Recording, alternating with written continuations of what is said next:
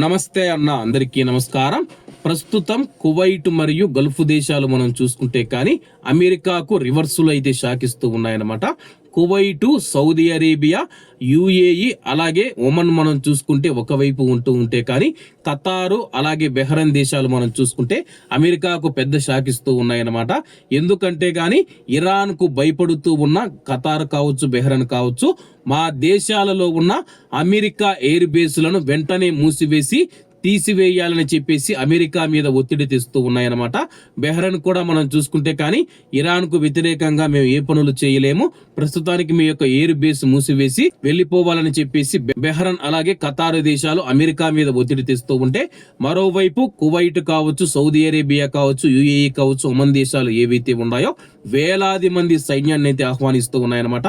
America దేశం నుంచి Kuwait మరియు గల్ఫ్ దేశాలకు చేరుకుంటూ ఉన్న వేలాది మంది సైనికులు ఎవరైతే ఉన్నారో వాళ్ళు సౌదీ అరేబియా, యుఏఈలో అయితే ఎక్కువగా దిగుతూ ఉన్నారనమాట.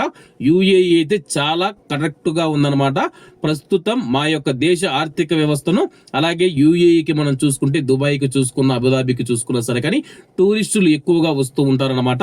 ఆ యొక్క టూరిస్టులను ఈ యొక్క దాడుల వల్ల బెదిరించి అలాగే భవిష్యత్తులో తమ దేశానికి టూరిస్టులు రావాలంటే ప్రశ్నార్థకంగా ఇరాన్ చేసిందని చెప్పేసి, అలాగే కువైట్ మరియు ఇతర గల్ఫ్ దేశాల మీద చేసిన దాడులు ఏవైతే ఉన్నాయో అంతకంటే 10 ఇంతలు మనం చూసుకుంటే యుఏఈ పైన ఇరాన్ దేశం అయితే చేయడం జరిగిందనమాట.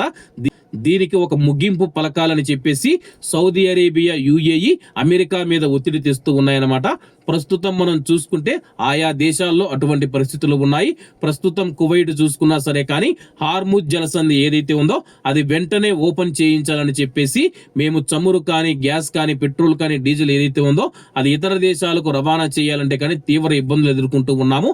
ఇరాన్ దాన్ని పూర్తిగా స్వాధీనం చేసుకుంటే కానీ భవిష్యత్తులో మేము ఏదైనా వ్యాపారాలు చేసుకోవాలంటే ఇరాన్ దగ్గర నుంచి అనుమతి పొందాల్సి ఉంటుందని చెప్పేసి, అటువంటి పరిస్థితులు రాకుండా తమ దేశాలను రక్షించాలని చెప్పేసి గల్ఫ్ దేశాలు కోరుతూ ఉన్నాయి.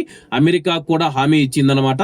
హార్ముజ్ జలసంధిని ఓపెన్ చేసే బాధ్యత మాదే, అలాగే మీకు ఎటువంటి ఇబ్బంది లేకుండా మీ రక్షణ బాధ్యత కూడా మాదే అని చెప్పేసి అమెరికా హామీ ఇచ్చింది.